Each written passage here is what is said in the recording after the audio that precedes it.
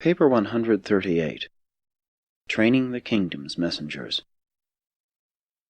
After preaching the Sermon on the Kingdom, Jesus called the 6 apostles together that afternoon and began to disclose his plans for visiting the cities around and about the Sea of Galilee. His brothers James and Jude were very much hurt because they were not called to this conference. Up to this time they had regarded themselves as belonging to Jesus' inner circle of associates. But Jesus planned to have no close relatives as members of this corps of apostolic directors of the kingdom. This failure to include James and Jude among the chosen few, together with his apparent aloofness from his mother ever since the experience at Cana, was the starting point of an ever-widening gulf between Jesus and his family. This situation continued throughout his public ministry. They very nearly rejected him, and these differences were not fully removed until after his death and resurrection. His mother constantly wavered between attitudes of fluctuating faith and hope, and increasing emotions of disappointment, humiliation, and despair. Only Ruth, the youngest, remained unswervingly loyal to her brother. Until after the resurrection, Jesus' entire family had very little to do with his ministry. If a prophet is not without honor save in his own country, he is not without understanding appreciation save in his own family. 1. Final Instructions. The next day, Sunday, June 23, AD 26, Jesus imparted his final instructions to the 6. He directed them to go forth 2 and 2 to teach the glad tidings of the kingdom. He forbade them to baptize and advised against public preaching. He went on to explain that later he would permit them to preach in public, but that for a season and for many reasons, he desired them to acquire practical experience in dealing personally with their fellow men. Jesus purposed to make their first tour entirely one of personal work. Although this announcement was something of a disappointment to the apostles, still they saw, at least in part, Jesus' reason for thus beginning the proclamation of the kingdom, and they started out in good heart and with confident enthusiasm. He sent them forth by twos, James and John going to Charissa, Andrew and Peter to Capernaum, while Philip and Nathanael went to Tarichea. Before they began this first 2 weeks of service, Jesus announced to them that he desired to ordain 12 apostles to continue the work of the kingdom after his departure, and authorized each of them to choose one man from among his early converts for membership in the projected corps of apostles. John spoke up asking, "But Master, will these 6 men come into our midst and share all things equally with us who have been with you since the Jordan, and have heard all your teaching in preparation for this, our first labor for the kingdom?" And Jesus replied, "Yes, John, the men you have chose shall become one with us, and you will teach them all that pertains to the kingdom, even as I have taught you." After thus speaking, Jesus left them. The 6 did not separate to go to their work until they had exchanged many words in discussion of Jesus' instruction that each of them should choose a new apostle. Andrew's counsel finally prevailed, and they went forth to their labors. In substance, Andrew said, "The Master is right. We are too few to encompass this work. There is need for more teachers, and the Master has manifested great confidence in us, inasmuch as he has entrusted us with the choosing of these 6 new apostles." This morning, as they separated to go to their work, there was a bit of concealed depression in each heart. They knew they were going to miss Jesus, and besides their fear and timidity, this was not the way they had pictured the kingdom of heaven being inaugurated. It had been arranged that the 6 were to labor for 2 weeks, after which they were to return to the home of Zebedee for a conference. Meantime, Jesus went over to Nazareth to visit with Joseph and Simon and other members of his family living in that vicinity. Jesus did everything humanly possible, consistent with his dedication to the doing of his Father's will, to retain the confidence and affection of his family. In this matter he did his full duty and more. While the apostles were out on this mission, Jesus thought much about John, now in prison. It was a great temptation to use his potential powers to release him, but once more he resigned himself to wait upon the Father's will. 2. Choosing the 6. This first missionary tour of the 6 was eminently successful. They all discovered the great value of direct and personal contact with men. They returned to Jesus more fully realizing that, after all, religion is purely and wholly a matter of personal experience. They began to sense how hungry were the common people to hear words of religious comfort and spiritual good cheer. When they assembled about Jesus, they all wanted to talk at once, but Andrew assumed charge, and as he called upon them one by one, they made their formal reports to the Master and presented their nominations for the 6 new apostles. Jesus, after each man had presented his selection for the new apostleships, asked all the others to vote upon the nomination. Thus all 6 of the new apostles were formally accepted by all of the older 6. Then Jesus announced that they would all visit these candidates and give them the call to service. The newly selected apostles were 1. Matthew Levi, the customs collector of Capernaum, who had his office just to the east of the city, near the borders of Bithynia. He was selected by Andrew. 2. Thomas Didymus, a fisherman of Tarichea and one-time carpenter and stonemason of Gadara. He was selected by Philip. 3. James Alphaeus, a fisherman and farmer of Caressa, was selected by James Zebedee. 4. Judas Alphaeus, the twin brother of James Alphaeus, also a fisherman, was selected by John Zebedee. 5. Simon Zelotes was a high officer in the patriotic organization of the Zealots, a position which he gave up to join Jesus' apostles. Before joining the Zealots, Simon had been a merchant. He was selected by Peter. 6. Judas Iscariot was an only son of wealthy Jewish parents living in Jericho. He had become attached to John the Baptist, and his Sadducee parents had disowned him. He was looking for employment in these regions when Jesus' apostles found him, and chiefly because of his experience with finances, Nathanael invited him to join their ranks. Judas Iscariot was the only Judean among the 12 apostles. Jesus spent a full day with the 6, answering their questions and listening to the details of their reports, for they had many interesting and profitable experiences to relate. They now saw the wisdom of the Master's plan of sending them out to labor in a quiet and personal manner before the launching of their more pretentious public efforts. 3. The call of Matthew and Simon. The next day Jesus and the 6 went to call upon Matthew the customs collector. Matthew was awaiting them, having balanced his books and made ready to turn the affairs of his office over to his brother. As they approached the toll house, Andrew stepped forward with Jesus, who, looking into Matthew's face, said, "Follow me." And he arose and went to his house with Jesus and the apostles. Matthew told Jesus of the banquet he had arranged for that evening, at least that he wished to give such a dinner to his family and friends if Jesus would approve and consent to be the guest of honor, and Jesus nodded his consent. Peter then took Matthew aside and explained that he had invited one Simon to join the apostles, and secured his consent that Simon be also bidden to this feast. After a noontide luncheon at Matthew's house, they all went with Peter to call upon Simon the Zealot, whom they found at his old place of business, which was now being conducted by his nephew. When Peter led Jesus up to Simon, the Master greeted the fiery patriot and only said, "Follow me." They all returned to Matthew's home, where they talked much about politics and religion until the hour of the evening meal. The Levi family had long been engaged in business and tax-gathering, therefore many of the guests bidden to this banquet by Matthew would have been denominated publicans and sinners by the Pharisees. In those days, when a reception banquet of this sort was tendered a prominent individual, it was the custom for all interested persons to linger about the banquet room to observe the guests at meat, and to listen to the conversation and speeches of the men of honor.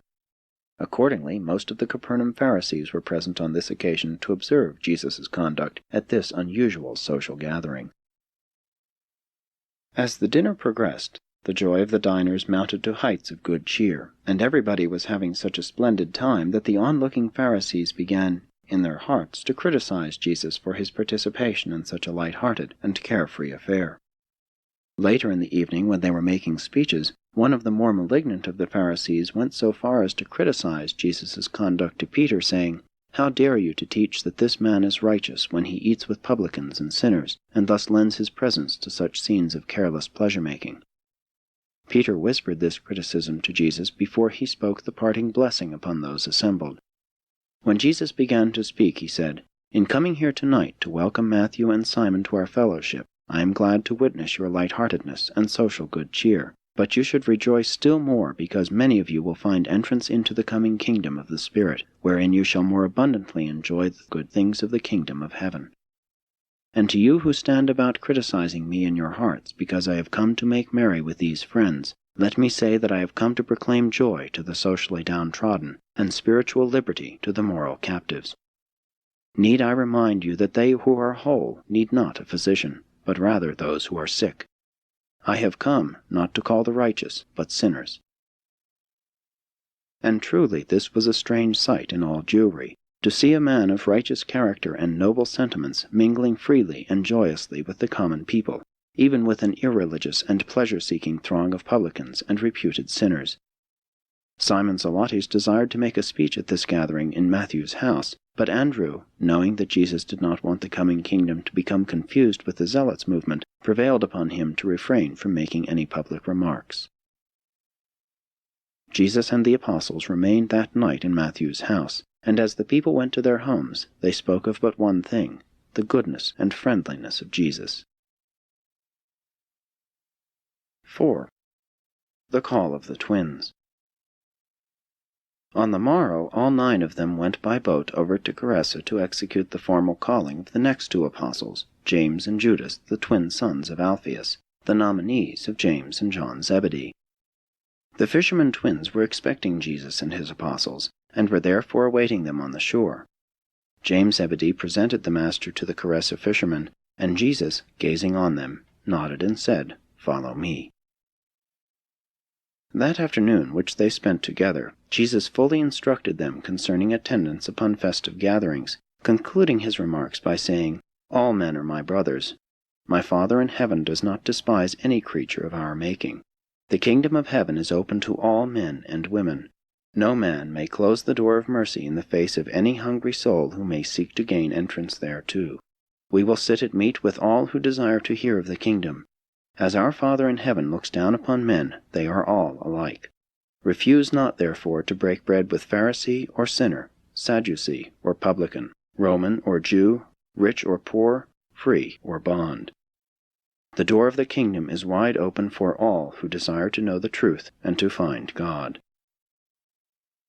That night at a simple supper at the Alphaeus home, the twin brothers were received into the apostolic family. Later in the evening, Jesus gave his apostles their first lesson dealing with the origin, nature, and destiny of unclean spirits, but they could not comprehend the import of what he told them. They found it very easy to love and admire Jesus, but very difficult to understand many of his teachings. After a night of rest, the entire party, now numbering 11, went by boat over to Tarichea. 5. The Call of Thomas and Judas. Thomas the fisherman and Judas the wanderer met Jesus and the apostles at the fisher-boat landing at Tarichea, and Thomas led the party to his nearby home. Philip now presented Thomas as his nominee for apostleship, and Nathanael presented Judas Iscariot the Judean for similar honors. Jesus looked upon Thomas and said, "Thomas, you lack faith. Nevertheless, I receive you. Follow me." To Judas Iscariot the Master said, "Judas, we are all of one flesh, and as I receive you into our midst, I pray that you will always be loyal to your Galilean brethren.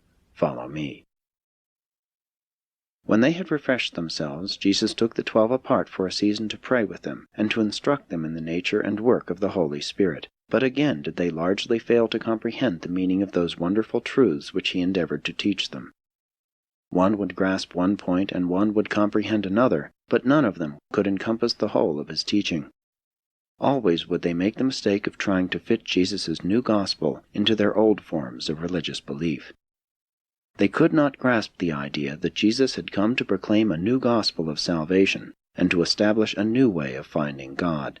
They did not perceive that he was a new revelation of the Father in heaven. The next day Jesus left his 12 apostles quite alone. He wanted them to become acquainted, and desired that they be alone to talk over what he had taught them. The Master returned for the evening meal, and during the after-supper hours he talked to them about the ministry of seraphim, and some of the apostles comprehended his teaching. They rested for a night, and the next day departed by boat for Capernaum. Zebedee and Salome had gone to live with their son David, so that their large home could be turned over to Jesus and his 12 apostles. Here Jesus spent a quiet Sabbath with his chosen messengers. He carefully outlined the plans for proclaiming the kingdom, and fully explained the importance of avoiding any clash with the civil authorities, saying, "If the civil rulers are to be rebuked, leave that task to me. See that you make no denunciations of Caesar or his servants." It was this same evening that Judas Iscariot took Jesus aside to inquire why nothing was done to get John out of prison, and Judas was not wholly satisfied with Jesus' attitude. 6. The week of intensive training. The next week was devoted to a program of intensive training.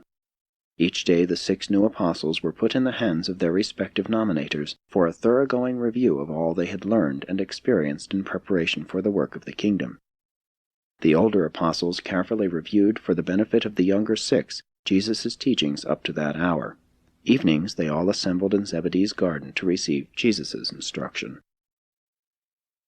It was at this time that Jesus established the midweek holiday for rest and recreation, and they pursued this plan of relaxation for one day each week throughout the remainder of his material life.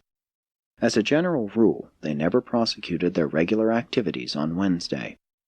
On this weekly holiday, Jesus would usually take himself away from them, saying, "My children, go for a day of play.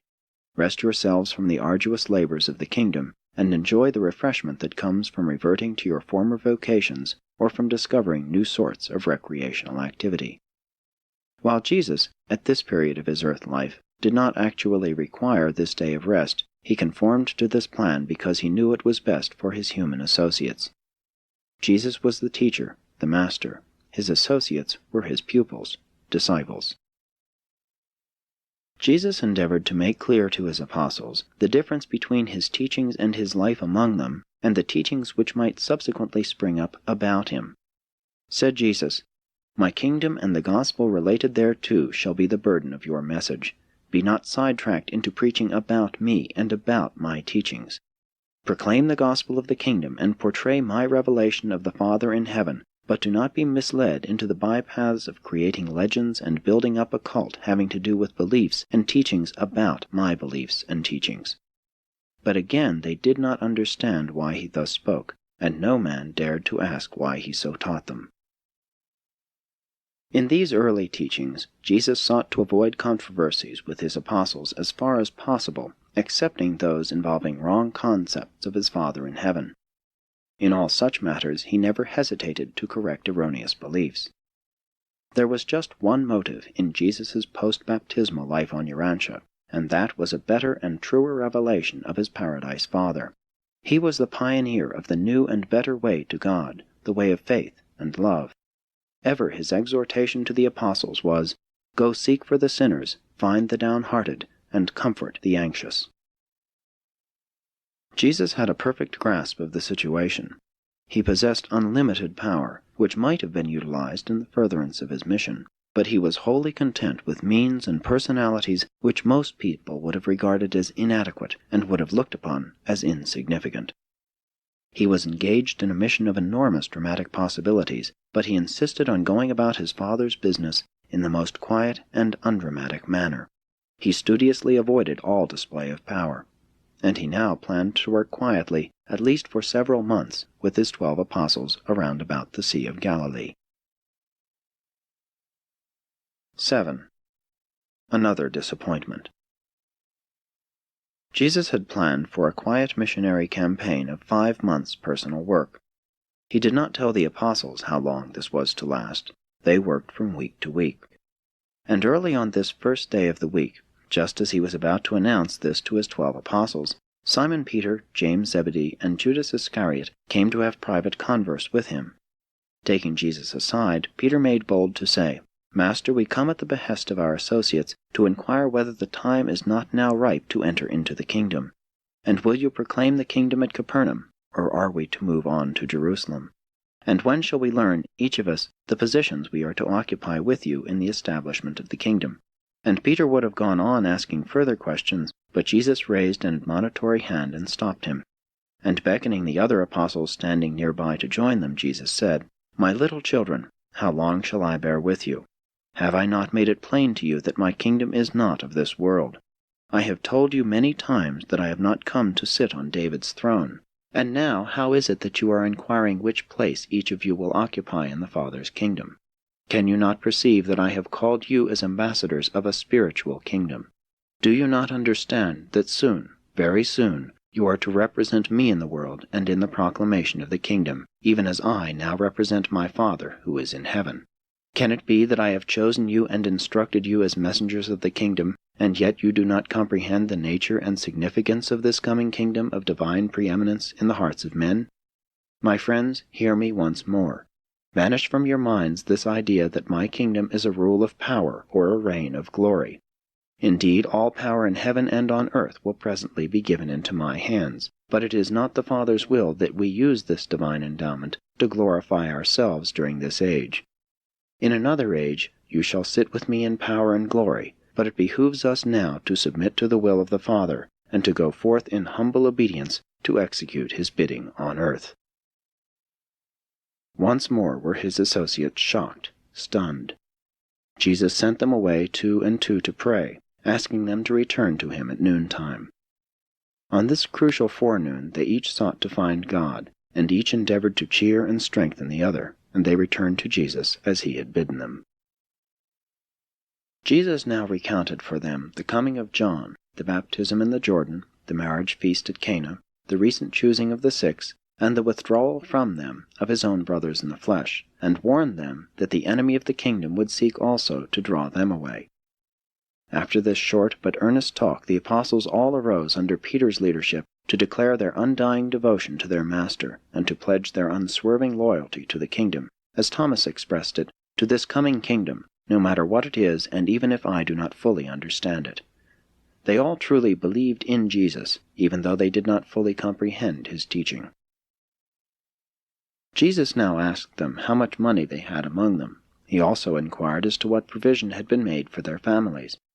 When it developed that they had hardly sufficient funds to maintain themselves for 2 weeks, he said, "It is not the will of my Father that we begin our work in this way. We will remain here by the sea 2 weeks and fish or do whatever our hands find to do.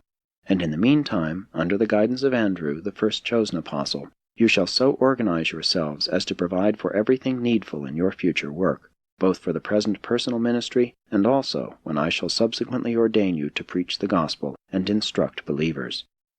They were all greatly cheered by these words. This was their first clear-cut and positive intimation that Jesus designed later on to enter upon more aggressive and pretentious public efforts.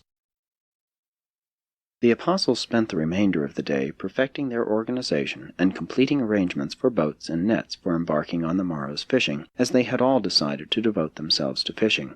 Most of them had been fishermen. Even Jesus was an experienced boatman and fisherman.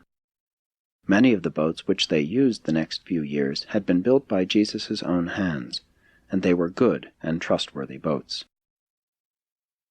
Jesus enjoined them to devote themselves to fishing for 2 weeks, adding, "And then will you go forth to become fishers of men." They fished in 3 groups, Jesus going out with a different group each night, and they all so much enjoyed Jesus. He was a good fisherman, a cheerful companion, and an inspiring friend. The more they worked with him, the more they loved him. Said Matthew one day, "The more you understand some people, the less you admire them. But of this man, even the less I comprehend him, the more I love him." This plan of fishing 2 weeks and going out to do personal work in behalf of the kingdom for 2 weeks was followed for more than 5 months, even to the end of this year of AD 26, until after the cessation of those special persecutions which had been directed against John's disciples subsequent to his imprisonment. 8. First work of the 12. After disposing of the fish catches of 2 weeks, Judas Iscariot, the one chosen to act as treasurer of the 12, divided the apostolic funds into 6 equal portions, funds for the care of dependent families having been already provided. And then near the middle of August, in the year AD 26, they went forth 2 and 2 into the fields of work assigned by Andrew. The first 2 weeks Jesus went out with Andrew and Peter, the second 2 weeks with James and John, and so on with the other apostles in the order of their choosing. In this way he was able to go out at least once with each couple before he called them together for the beginning of their public ministry. Jesus taught them to preach the forgiveness of sin through faith in God, without penance or sacrifice, and that the Father in heaven loves all his children with the same eternal love. He enjoined his apostles to refrain from discussing 1. The work and imprisonment of John the Baptist. 2. The voice at the baptism. Said Jesus, "Only those who heard the voice may refer to it. Speak only that which you have heard from me. Speak not hearsay." 3. The turning of the water into wine at Cana. Jesus seriously charged them, saying, "Tell no man about the water and the wine." They had wonderful times throughout these 5 or 6 months during which they worked as fishermen every alternate 2 weeks, thereby earning enough money to support themselves in the field for each succeeding 2 weeks of missionary work for the kingdom. The common people marveled at the teaching and ministry of Jesus and his apostles.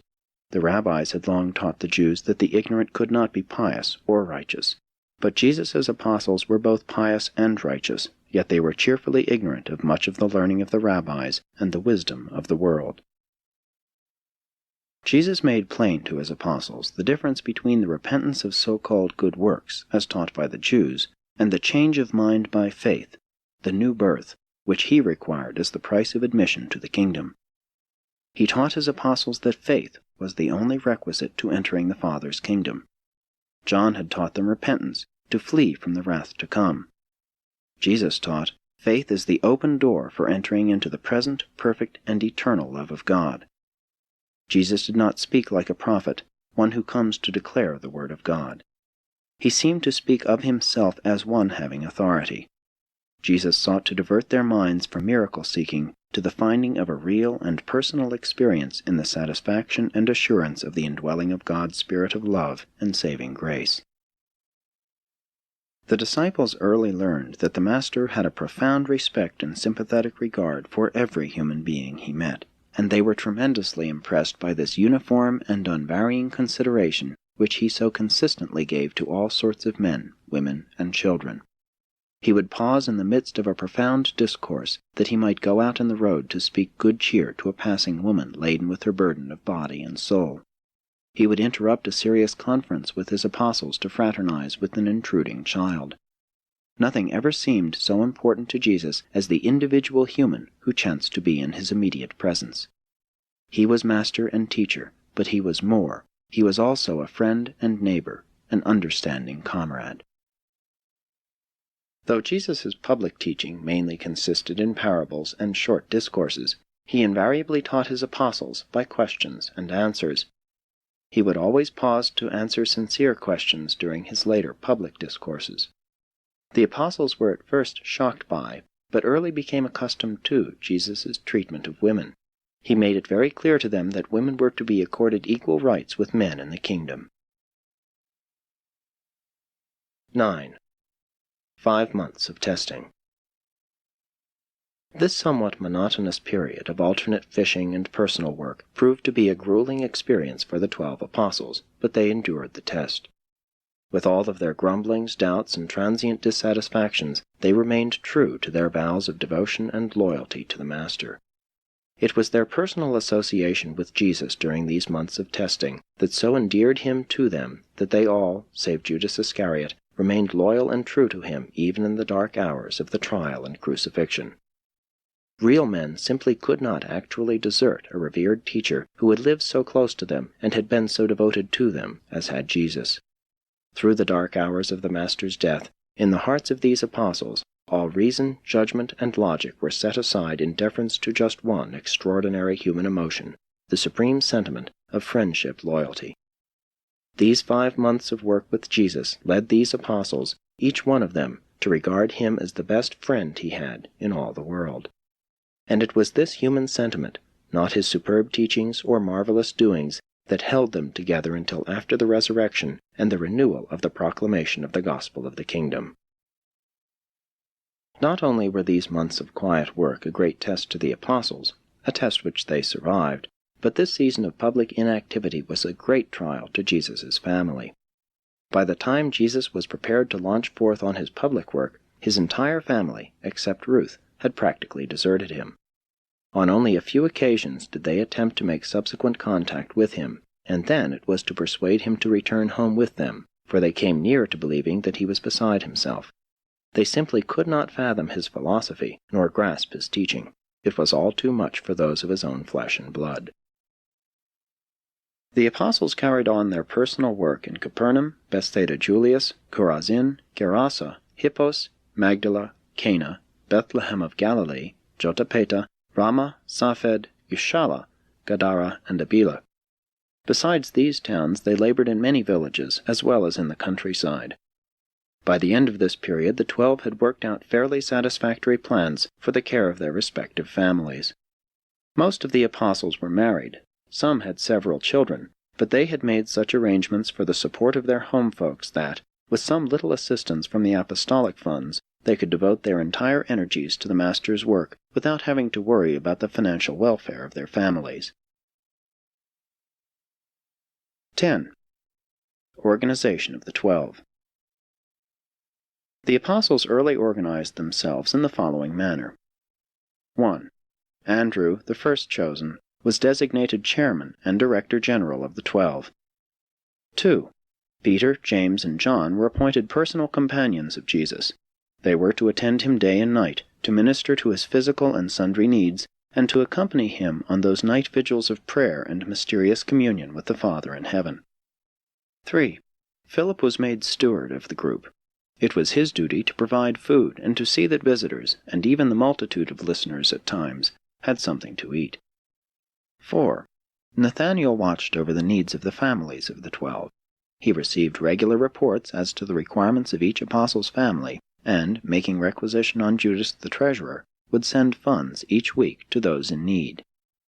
5. Matthew was the fiscal agent of the apostolic corps. It was his duty to see that the budget was balanced, the treasury replenished.